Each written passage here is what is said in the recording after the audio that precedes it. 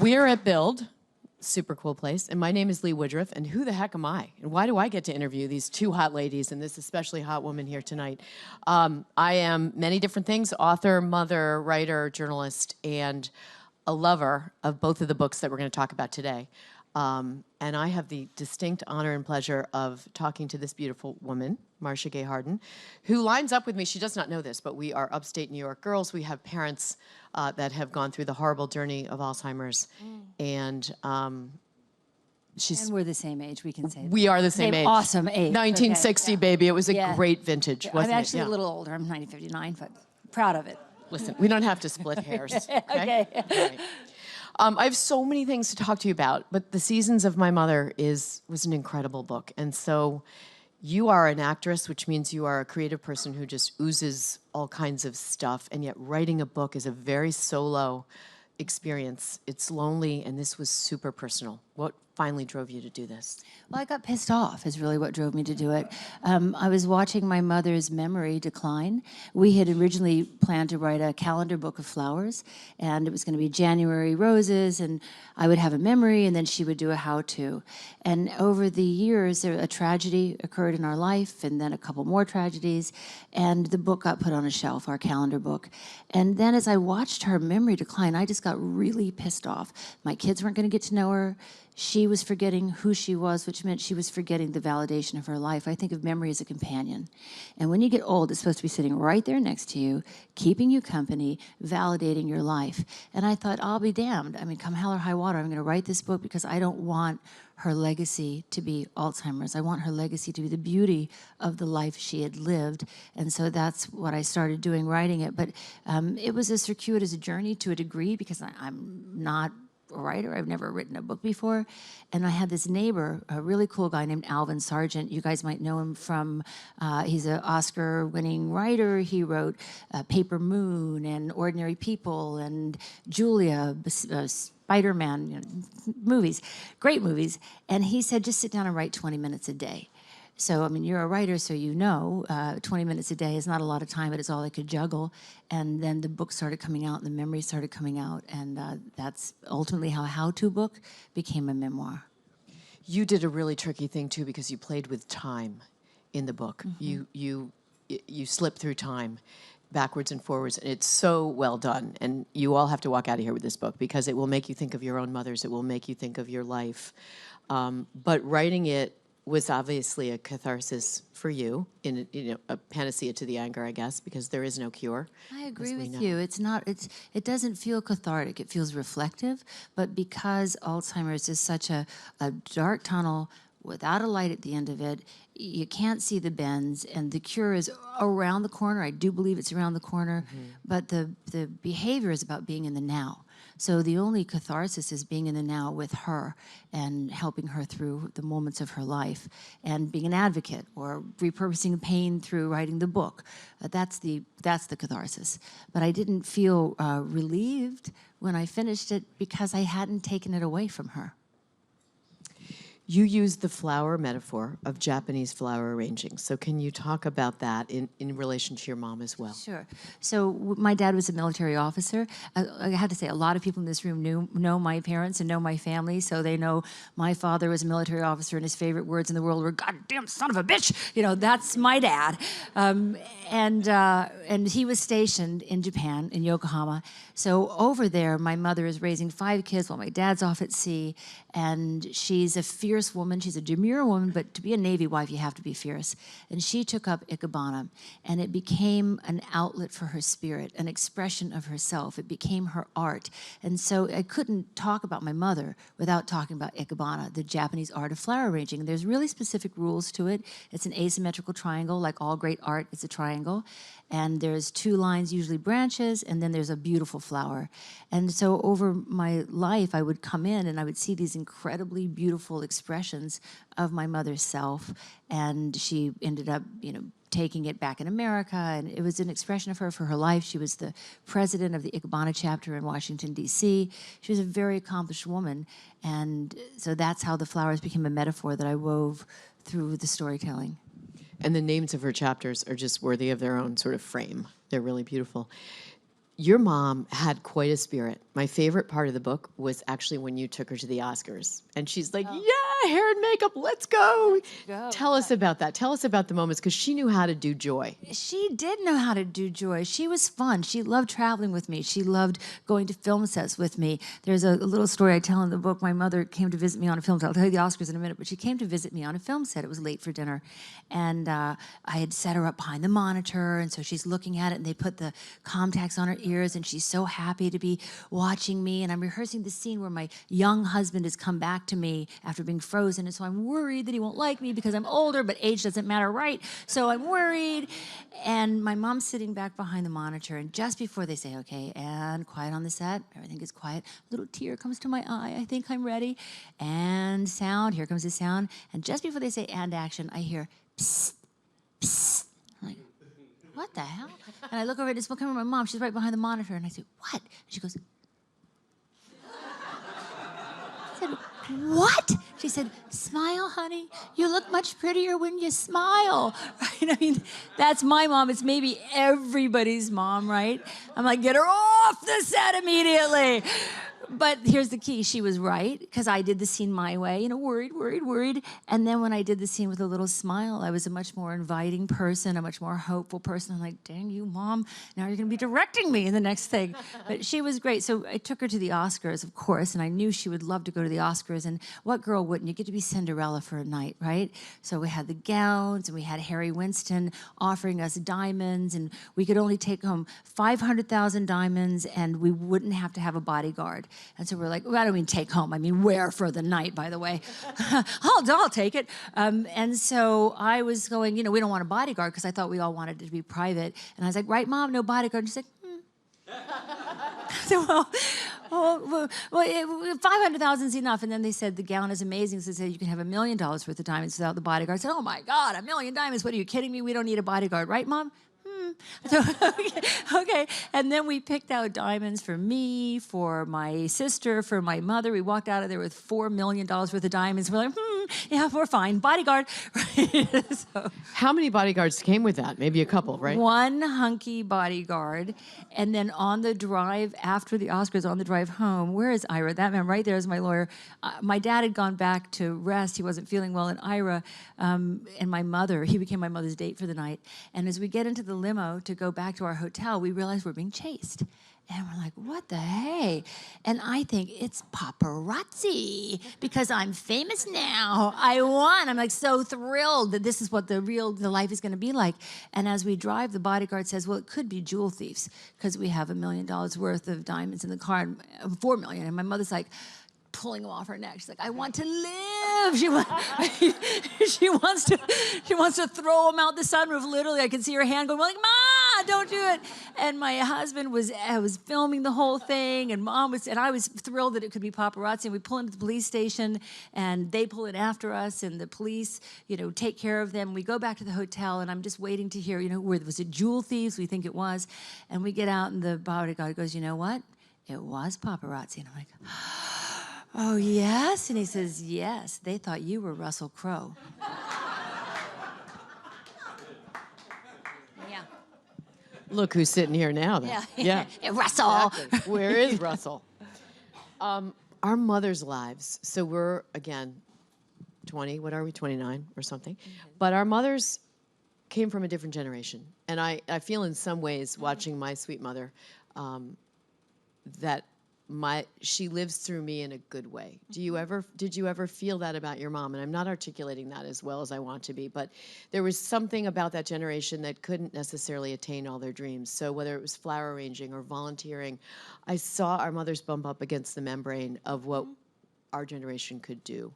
Did you ever talk about that? Did you ever feel that? It's in the subtext of this memo, this mother who could have been the commander of the Navy if they allowed women in. I think that now I live through my mother on some level, because I learned so many things from her. But there is a sequence in the book where I talk about I'm resentful of her because I could feel her wanting so much for me, And I thought, well, why don't you want it for yourself? And there was a brusqueness to my behavior, almost at times of bullying, that in retrospect, I look back and I think, I wish I hadn't done that. But in writing the book, I thought, if you're going to write it, you got to be real. If you're going to have a book like this, you have to be authentic. And that means you're not Pollyanna, Marcia Gay, and you need to make sure that those moments of friction between mother and daughter, whether it was, there's a moment when I resented, we were at the airport, and my mother starts following me and asking me all the questions about where's the passport people, where's the this. And I'm thinking, why are you following me, Mom? You've lived all over the world. Why aren't you leading the way? And it's that moment, was that great migration of age where you realize you are now going to be caring for them. And I don't mean caretaking. I mean, you're going to be lifting the suitcase. You're going to be reading the map. You're going to be making the decisions. When someone says, where are the directions, you're going to be the one to answer really quickly. And it was I had to accept that moment there. I saw my mother bump up against feminism. I mean, she lived in the age of no birth control, which is cuckoo for Cocoa Puffs. You can't even imagine what that was like. But she also lived in the age of no internet, which I think if you say to your kids, I walked 5 miles in the snow, they understand that 9,000 times better than if you say, my mother had no internet, and I lived in the age of you put your bank card. No, you didn't have a bank card. You wrote a check at the bank for your money. They're like, when? In the Jurassic era? When was that, Mom? Like, they just don't get it. It's such a different, we lived in Greece, and my mom had to get my sister off to college in Rome, my other sister off to college in Germany, me in college in Greece, 2 other kids. We're in a hotel, no cell phones, no internet, and she manages the planes, the trains, all of that to get us with no internet. Like, it's dumbfounding. You think, how did you do it, Ma? So there's this thing of yes, I have a voice, and I have this sense of I can go anywhere I want. I'm a woman, hear me roar. But she did it without saying, hear me roar. She roared without saying it.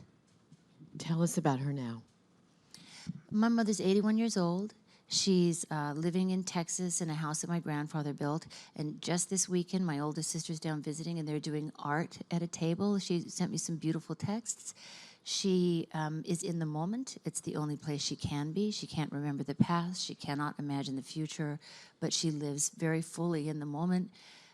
Doesn't recognize me when I come in, even if I say, you know, Mom, it's Marcia Gay. Then occasionally, I think clarity comes and goes. It's a little bit like a pendulum. You don't know how slowly till it's going to hit the next ding, the next side. When it does, she might go, oh, Marcia. And I think, oh, that felt good. Or she'll say, I know there's something about you that's familiar, and I know you make me happy, but I don't know who you are. And I say, that's okay, I know who you are, and I tell her who I am, and she forgets again. That's what Alzheimer's is, a thief. It is an insidious thief that knows every lock on the block. It doesn't care what block, and it's gonna get in when it wants to, and there's something insanely random about it. And while there is hope around the corner, there are some drugs being developed right now that give me much hope. In the moment, it feels bleak at times. Are you scared? You better believe it. Every day I worry about it. Because, I mean, I know we all do this, but I walk through the house, and I walk into a room, and I'm like, wait, why did I just walk in here? And then I go back to the living room to think, why did I walk into that room? And then I wander all over the house, and every single place I just was, to remember, why did I just walk in that room? And immediately I go, Alzheimer's. It's Alzheimer's, or I forget where I put my keys. It's got to be Alzheimer's. So, of course, I mean, I did the 23andMe. I don't have the gene, but that doesn't mean anything. So, yes, of course. Were you scared? Yeah, and I just did 23andMe, and I don't have it either, but that means nothing. Exactly. So we've just done this thing, and it means we find no comfort in it. No. And here, I'm going to go all philosophical on you guys, okay? But I can ask this of her because she's been on this same journey. If you've lived this incredible life, and your mother did, and my father did, does all of that matter at the end? Like, is it a bank where, as you're going down, you get to pull those memories up like slides and go, God, I had a great life, and look at my daughter, she won an Oscar, and she's generous and lovely and beautiful, and does any of that matter? If you can't remember it, is what you're asking? Yeah. Sure. Because you lived it, and it's the ripple effect. You lived it, you affected other people while you were living it. Their lives go on, they may or may not have it. In that very last moment, the last 10 years or whatever the last moments are, if you can't remember it, the fact that you lived it, of course, has to matter. But what they what we fear for them in that moment is they don't have a validation for themselves of their lives, right? So your memories validate who you were. And if you don't have that, how do you know you were a good person? How do you know what you love? I will say her personality remains the same. They talk about some Alzheimer's people as becoming very aggressive. And so my mother did not suddenly develop a love for AC/DC. I was like, okay, she's the same person. She likes Petula Clark and the Gary Puckett and the Union Gap. You know, she's a very gentle, loving person, and that has remained the same. Spirit is perhaps non-extinguishable, so that is hopeful. But I, for one, I don't like to make lemonade from these lemons. I feel guilty when I do it, because you can't ever say, you know, on the bright side. There's no bright side other than the love that it can engender in you to give to them. That's the only thing. Or the power of reflection, or what you can now offer to your kids. That's the only way you can work through it, repurpose the pain. And you talk about your children, but tell us, where do they fit in this equation, and what do you say to them? My children are scared. My dad was the How third old are yours? generation, 27, 24, 18, and 18. And anytime I forget my keys or say, oh, like I bought a really ugly pair of shoes yesterday, and my daughter said, wow, are you losing your mind? And I thought, maybe I am. If you bought ugly shoes, I'm a little worried for you. Exactly. Mom, really, those are clown shoes. But they're nervous, and there is nothing to say to them, to your point about being in the moment. My daughter, Jalita, there's a moment in the book where we're in Hawaii, and she's worried. And she says to me, why did God make Nani have Alzheimer's? And I say, I don't know, honey. And she says, well, is he going to make you get it? And I say, I don't know. And then I know what she wants, and I say, no, I don't think so. No, not ever. I'm never going to forget you. And that's what she wants. And then she says, in the highest pitched voice, will I get it? And I think, oh my God, no, let's find a cure. Yeah, I want to read one thing, because I know we're going to introduce Allie, but when I read this, I just thought this was so worthy of sharing, and I wish I could read without putting these glasses on, but sorry, folks. Grief and loss have cycles, like the seasons. Sometimes loss can spur the planting of new seeds and give birth to a creative rush. Sometimes, however, loss can crush a seed or force it to lie dormant for years. My mother and I were to experience both of these as we embarked upon the journey for this book. That was a beautiful tying in of all the things that Marcia did in this book with plants and flowers and seasons and love and life. So in sort of summary, which is impossible to do with this book, what did writing this book do for you, and what do you hope reading this book will do for everybody who reads it? Well, I think it gave me the moment. My mother gave me so many gifts with writing the book, but the book itself allowed me to reflect. So when you have loss in your life, whether it's from divorce or the death of a loved one or a loss of memory, there's that moment where you think, who am I? Without this thing that defined me, my home, whatever it is, without this thing that defined me, who am I? And so I had come toward the end of the book, which was really hard to write. I had just come through a divorce. My mother was diagnosed with Alzheimer's. We had been through already some years before the tragedy of my brother's children dying in a fire. And all those events stack up, and you go, wait, who am I? And so it allowed me to, I think, return to a core and understand myself through reflection and redefine myself without the trappings of the things around me in my life. And so for my kids, it allowed me to return to them a better mother, because I wasn't being a great mom at the time. And I thought, well, I think one of the things I am, and I knew I wanted to be it since I was 4 years old, is a mother. So that's kind of what I returned to. That's what I am. That's what I do. I'm a storyteller. I'm a mother. And what are my values? And that's it was a good opportunity to be able to do that. Can I say one thing before we move this room? Anything. Because I just want you to see this girl over here. This is Nana Simopoulos. I met Nana when I lived in Greece. I was 16 years old. And when I was doing the audiobook, and I got to the end of the audiobook, I had there were a couple times when, I'm not going to lie, there were a couple tears shed. And so, but the woman who was doing the audiobook with us was Greek, and Nana's Greek, and Nana's a musician. She's an amazing jazz musician, has played with Charlie Hayden and Mingus and all these people. And so we got the idea, we wanted some music for it, and she was going to pull something off the internet, and I said, let me just ask my friend Nana. So if you get the audiobook, then you will hear Nana's beautiful music playing in the audiobook, introducing the piece and ending the piece. But what she did is what's so cool, because I wanted her to blend where we'd lived. So she blended the Greek bouzouki and like a Japanese flute. And then on the second one, she made those instruments sound like they were in Texas. Like, I don't know how she did it, but she just like ding, ding, ding, ding, ding, ding, ding, ding, ding. And it's on this bouzouki and this flute. So do listen to that, and now you'll have a visual of who that amazing woman is. That's wonderful. Audiobooks are great. Yeah. And it's wonderful that you read it. Yeah. Well, your self-deprecation, your honesty is really what makes this book, because if you're going to write something like this, you have to be real. And this is such a real book, the highs, the lows, and everything in between. So the segue is really the brain, because Alzheimer's is the thief that robs us of who we are, as you so beautifully say in the book. And our next guest and author, Alison Pataki, also has an amazing story.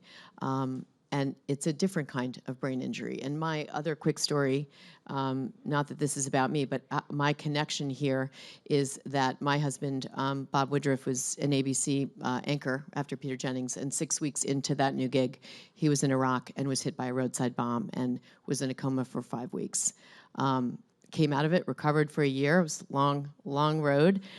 Is back reporting in Asia as ABC's reporter. But when Dave suffered his stroke, and we'll talk about that in a second, Alison and I already knew each other as authors, and that was I was able to sort of say to her, "Hang on, girlfriend. Like this is going to be better than you think." So that the beautiful connection here is it's the brain, and the brain is incredible. And this is one spectrum that's not so great, and we'll solve for this. You and I are, our kids are going to be fine.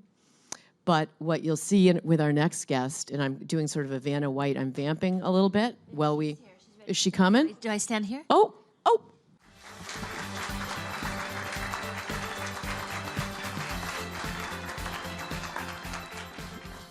And you guys are fast friends already. Fast friends. Yeah. I love her. Long admirer. First of all, her tenacity and her strength is just what is the hope spring of her book, and it's so beautiful. So I'm excited to witness and listen and be a part of it. Thank you. And I read her book with my mouth open. Just the stunning beauty of the language and the imagery and the relationship that you described with your mother. So longtime fan, but renewed and strengthened with this. Well, there is such a connection here in so many ways, because family is the theme, not just the brain. But let's talk, girl. This is day 2. Your book just came out. Your book just came out. Mother's Day around the corner. What a beautiful gift. Let's talk about your story. And memory, and writing to be in the moment, and writing to preserve the moment and to preserve the past, but also to provide something to go forward into the future with hope and with fight. And that was really how this book came about. It was obviously not an experience that Dave or I or anyone in our family ever intended to live through, certainly not at the age of 30. And as such, it was never a book I intended to write at all. I was a fiction writer. I was in the middle of edits on my 4th fiction book. Writing was my joy. It was my creative playground. It was what I needed to have space and clarity and time away from everything else to do and to just get immersed in and to enjoy. So the thought of writing through the worst experience of our lives, it was not anything that I thought would lead to something that would be a finished product. But what happened was, when Dave woke up from his stroke and his eyes blinked open, it was very clear that though he was there physically, Dave was gone. The Dave that I had married and fell in love with was trapped somewhere back in there in that really battered and damaged brain, but not in that hospital bed. And so what I started to do, just because I knew Dave was not making new memories, he couldn't carry memories from moment to moment, and I knew that I couldn't really count on myself to remember everything, and writing for me was such an important part of how I processed and lived, that I just began to write him daily letters.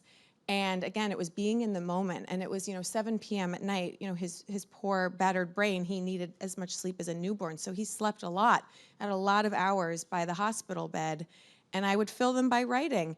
And it was journaling almost. It was stream of consciousness. The document began with, "Dear Dave, tonight you turned to me on the plane and asked me if your right eye looked weird."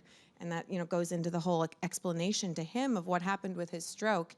And so I just wrote these letters daily. And a good friend who knew what she was talking about, Lee Woodruff, reached out to me very early on, and she said two things that really mattered.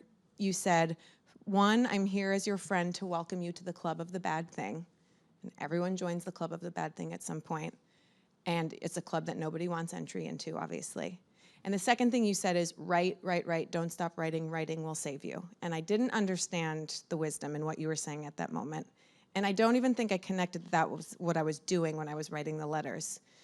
But I wrote these letters every day for a year. And while that was happening, we were being flooded with other letters, emails, cards, prayers, notes from all of these people in Dave's life, writing to him, but really to me because he wasn't able to read, about memories and moments when Dave had inspired them, or moments when Dave had touched their life that he didn't even know about. And I was piecing together from our tribe, from literally around the world, this image of this man, and it was so inspiring and beautiful. It was like if you have the opportunity to see your own eulogies, like you get to see what everyone in your life who cares about you thinks about you, and still be alive and still to move forward with that knowledge. And so it was inspiring, and I wanted to save all this to give Dave hope and to show him the man he was and to encourage him to fight to become, that man once more. But it was also really heartbreaking because I didn't know if that man would ever come back, and that was a man who seemed so far gone from the stroke survivor who was so, incapacitated in the neuro ICU. So anyway, with these letters that everyone was sending us and the letters I was writing, it turned into this huge project. And it didn't really become something that I thought I would share beyond, someday I thought Dave will be good enough and well enough to read this. Someday maybe our daughter, as I was pregnant at the time of the stroke, someday maybe this is how I will help our daughter understand what we went through as a family. But I never really intended to share it beyond that, and until. And you did. Yeah. I'm so glad you did, Best because intentions. it also is a beautiful book. It's honest, like Marcia's book. And I'm struck by, so two things with the intersection of these stories. Our story with our parents is this side of life. Allie and Dave's story, and Dave is here, so we'll turn the camera on him at some point. There's my man, yeah. Very handsome, by the way, going to be the father of another girl. I told him to look out. But you were, like you said, 30 years old and newly pregnant, and the bad thing happens. And for both of these journeys, there's the intersection of family, friends, and there's a lot of grief. But for you and I on that journey, and my weird thing was, as my husband was in a coma and expected to die, my father was going down. So sort of like you talking about your marriage and your family. But your life was on the uptick. And your mother's life was in the fourth season of winter or what have you. Both of you were forced to be in the moment, and you're both, I'm going to assume, hard-charging, achieving gals at the core of everything. Just a little. Yeah. Yeah. So I like to have a plan. can we talk a little bit about, I'm not sure where I'm going with this. I just sort of made that question up, but somewhere in there is the intersection of those two places in life. Your mother's life as a daughter and your life as a wife, where you're just about to have your first baby. So And you had to stop, right? You had to stop. What was that like? Yeah. So Dave was finishing his third year of residency, and we were halfway through our pregnancy, so we were taking this trip, the baby moon, where it's kind of your last hurrah before you become parents, and you're not flying in the late term of the pregnancy. And so we were just gonna have one last trip together to relax, and he had been so insane with residency, and I was working hard in my career. And so it happened at a very interesting time in our lives where it felt like we were coming into rush hour, and we had been laying the groundwork, in our early marriage and in our early careers, and putting in some years. And now we felt like we were coming into a new season in our marriage and as a family and in our careers, both of us too. And so that was really derailed when his eyes closed. And the first few days, it was a question of if he would survive and what that would mean for our family and our marriage.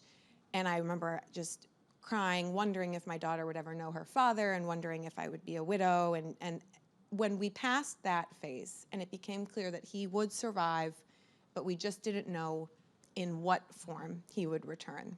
You know, it was really grim at first. And his father, being a neurosurgeon, you know, told us, I know too much to be an optimist in this scenario. This was not a typical stroke that a 30-year-old has. This was such a rare, near-fatal stroke that the doctor the first night couldn't believe he was alive, and they had no idea how to rehabilitate him because there was no case literature on a patient of his profile surviving this stroke.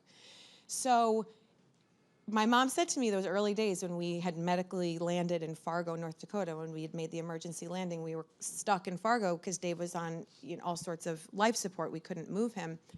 My mom said, this is really hard for you because you like to plan. And this was the first moment in life where there was just no way to plan our way through this. And there was also no way to know where it would go.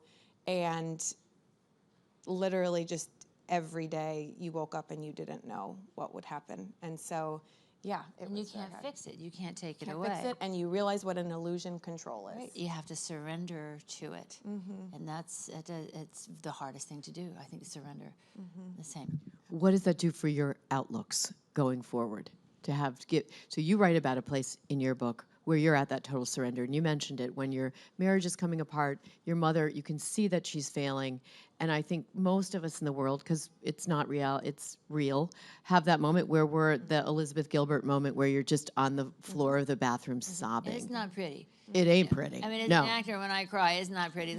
I want to smack those actresses. They're like, a little teeny tear falls out. I'm like, who are you? The nose goes, the snot comes. It's not pretty. And so where do you go from there? I mean, for me, on that bed in that scene, I went into the cradle of my mother's bed, into the crawl space of my mother's body, and mourned and mourned. And then I looked out the window, and there was a sign, like almost of an angel, because there was the stone bench that my mother's garden club had donated to her when my brother's children had passed. And I thought, there are angels sitting on that damn bench. And I'm in here, you know, I'm wallowing, and it feels good, but get on with it. And just get on with it and do something positive. And I guess that's what writing the book was, just repurpose the pain. But it's not necessarily second nature, because sometimes licking your wounds feels good. You know, they need to be licked for a little bit, and then you have to get on with it. And I think as you're getting on with it, and this is where I sort of feel coming up on 3 years out, and you know, we're past the immediate crisis. We're in the rebuilding, you know, of the life that was sort of washed away. And I think there's the double-edged sword. There's the blessing and the curse to having had that moment where you realize how quickly things can change, and where you realize what a fragile illusion control is. And I think on the one hand, you will then always kind of wonder when the next shoe is going to drop. Or you're at least always slightly braced for when you will have another moment. And you might be a lucky soul, and it might not happen, but there's no rhyme or reason to, you know, who gets doled out crisis and pain. But then the flip side to that is you also just have this wonderful appreciation for when it's not a state of crisis, and you appreciate the good, and you can also really identify the stress that's not bad stress. You know, there's good stress and there's bad stress, and you don't get flustered maybe by the stuff that would have bothered you beforehand. But I think there's just an appreciation for, and I'm not saying that I succeed in this at all. Every single day, I forget this, and I should tell myself this, but you just have to try to be aware when things are good, to enjoy the moment, and you have a greater sense of, I think, living in the present. What battles to choose, what battles to let go. 95% of the arguments I used to think are important, let go. It's not important. It's not important to fight that fight. Yeah, I think there are first world problems too. Yeah, like it was real hard to sit at a soccer sidelines and listen to someone complain about their shirt that they couldn't return at Marshall's. And I was like, really? Because would you like to trade lives with me? My husband can't talk, and he's wearing a helmet missing half of his head. Exactly. And so it recalibrates your scale. Exactly. And I also think there's a grief gratitude that, Yeah. yes, you're so grateful that they're alive, that you had all these wonderful years with your mother. But that doesn't mean that you can't grieve. And so you grieve over here for a little bit. And as you say, you keen and you wail and you get it out. And then you walk outside and the sun is out and the sky looks like today. Yeah. And you take that. Yeah, Because exactly. that's life. And you learned it the hard way. And she would want us to. Yes, she would. And he's sitting there wanting you to. So Yeah. that's the important part. Dave, you're going to have to wait till tonight, okay? For the one, all right? You two lovebirds. What, in closing, what do you want us to take away from this beautiful book? What would you like people, because you've shared your story. When you open yourself up, it's kind of a weird thing. Yeah. And people say, oh, I feel like I know everything about you now. And you think, well, you don't know what I left out of the book, right? Yeah. That's the first thing you think. But the second thing you think is, you've bared yourself, but when you share your story, there's a collectivity. And you said to me last night, people are coming up and telling you their stories. I'm sure the same is happening to you for everybody who's the one of 47 million, as you so beautifully wrote about your mom. But you know what I got from you is that you really honestly talked about this moment when you didn't know what condition he would be in as he survived. And that is almost an embarrassing admission, right? Because if you said it was grim, I don't know the exact words you used, but I think you said he might not talk or think again. Was that not what you said? Yeah. So then you have to be in that moment where you go, and how am I going to respond to that? Who am I going to be with that? And it's very few people ever admit that they had that moment of going, of whatever it was, and you had this incredible faith or tenacity. Like, I'm just so curious, in that bubble, what did you draw on? I realized that that was the first time in my life that faith was actually what the definition of faith is, which is that you have to believe when there's no proof. And there was no, my faith before that had been just agreeing with the overwhelming evidence. Like, you can have faith that things will work out or that things will get better. And previously, they pretty much had. You know, if I could work hard and be determined and do the right thing and get a little bit lucky, I could more or less steer the ship to the outcome that I wanted. This was the first time where I had no ability to steer the ship in the big picture. And that was when I had to decide if I was going to keep my faith and honor my faith or not. That was really when it got where the rubber met the road. To me, that was really profound, and when I read that, I thought, oh, I simply had faith that whatever happened, I was capable. I could do whatever the outcome. I knew I couldn't take it away, but I was capable of facing it. Yours was incredible. But you're both talking about the same thing, I think. It's a higher power. You may be calling it different things, but it's that moment inside yourself where you realize, I have to do this. I love the question, like, you know, how did you do this? As if it's a choice. Yeah. Right, you go, I'm an adult. Yes. I'm an adult. Or people who say, I could never do what you're doing, and say, well, I didn't choose this. If it landed on you, you'd have to, the way I have to. It's not an But option. your character is how you did it, right? And that's so beautiful. Same, and like you, I had a very loving circle. for the moments that I couldn't. There were moments when I couldn't, and then that's when they picked me up. And your parents. Yes, my parents, my in-laws, our friends, our siblings, our friends who knew what they were talking about from having lived it. And then what you realize, this is such a different experience because with fiction, obviously you write about topics that you connect with the characters, otherwise you wouldn't be writing about them, but it's not you, it's not personal.